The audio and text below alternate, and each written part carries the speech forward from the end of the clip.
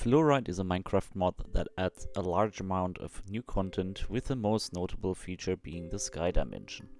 This new dimension is designed as a mid-game experience that comes after the Nether. It consists mainly of floating islands scattered across the sky, combined with naturally generated structures and unique mobs that bring the world to life. Compared to the Nether, it consists of both vertical and horizontal exploration systems.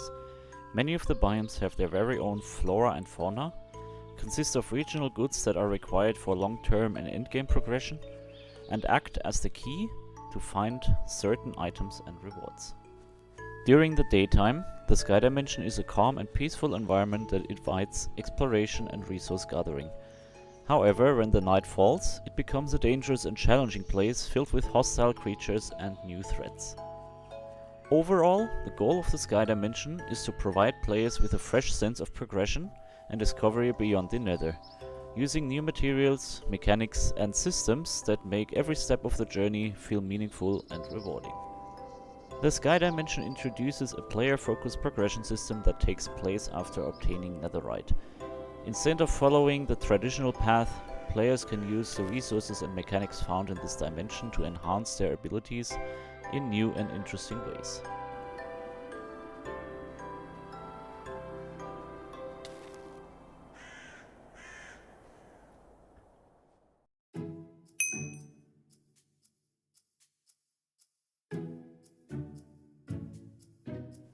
The Verdant Basin is usually the first biome players encounter upon entering the dimension.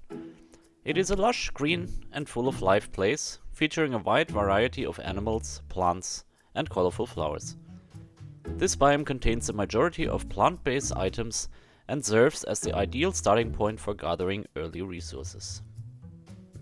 The beech and poplar forests are characterized by their cyan atmosphere and a mix of white and blue tones. These areas provide essential wood resources and building blocks, and allow for a balanced environment that represents the general style of the Sky Dimension. They are rich in crafting materials and feature many of the common sky-related items. The Sky Arctic is a cold, snowy biome that becomes accessible only after progressing further into the mod. It introduces a range of frozen blocks, ice-based materials, and exclusive items. Conceptually, it acts as the opposite of the Nether's basalt deltas, serene and bright instead of dark and fiery.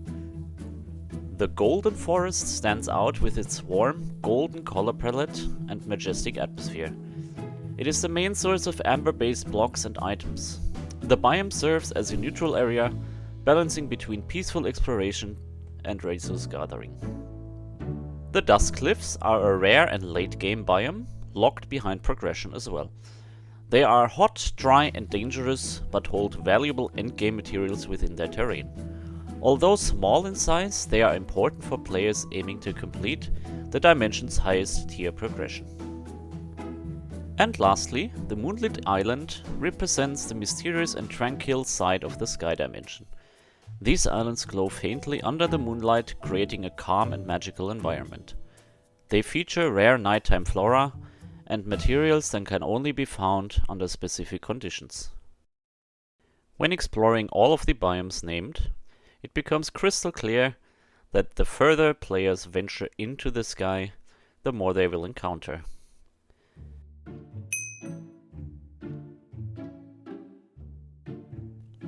The Realm of Dreams features a wide range of materials that form the foundation of its progression system.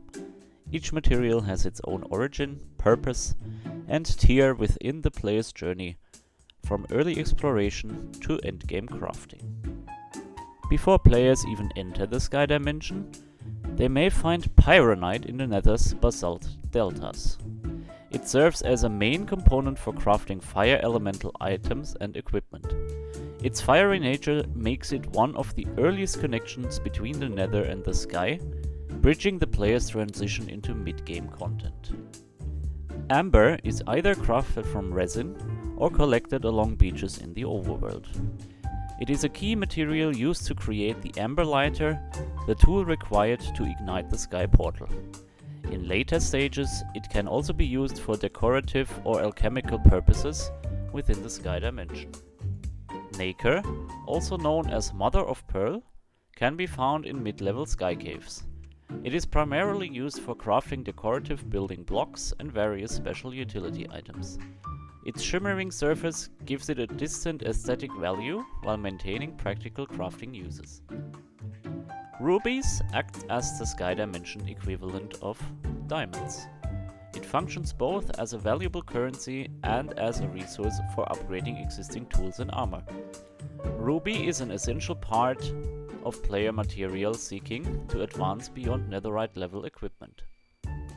Jade represents the first major upgrade beyond Ruby tier materials.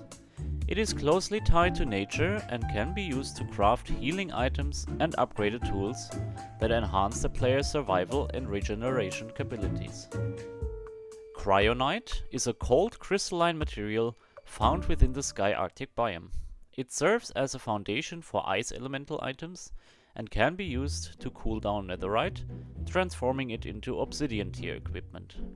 This process introduces a new defensive crafting path focused on resilience and elemental balance. Astrum is considered the first mid-tier crafting material. It can be obtained as loot from the 3 lesser bosses and is occasionally found within the Dustcliffs biome. Astrum is used to upgrade Jade equipment and provides powerful night-related buffs, strengthening players during nighttime exploration or combat.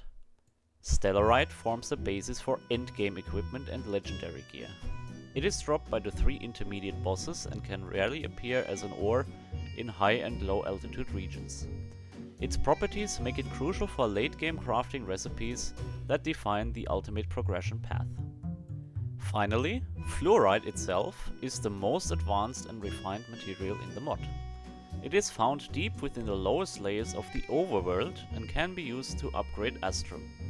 By combining fluorite with stellarite, players can refine it into higher legendary materials such as mithril and ethereum, which I will talk about in a later video. These materials represent the peak of the crafting system and serve as the foundation for the mod's most powerful equipment.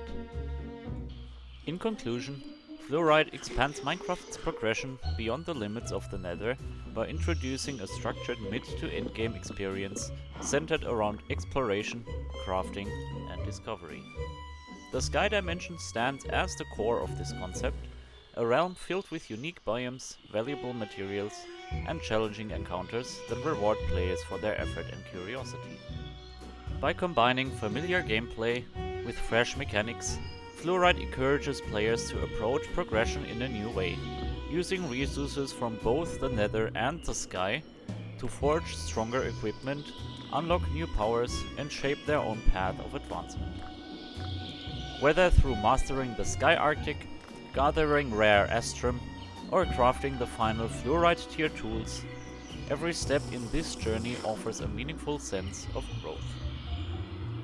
This mod aims to provide a seamless continuation of Minecraft's natural progression, a bridge between the Nether and the true endgame, where creativity and challenge come together high above the clouds.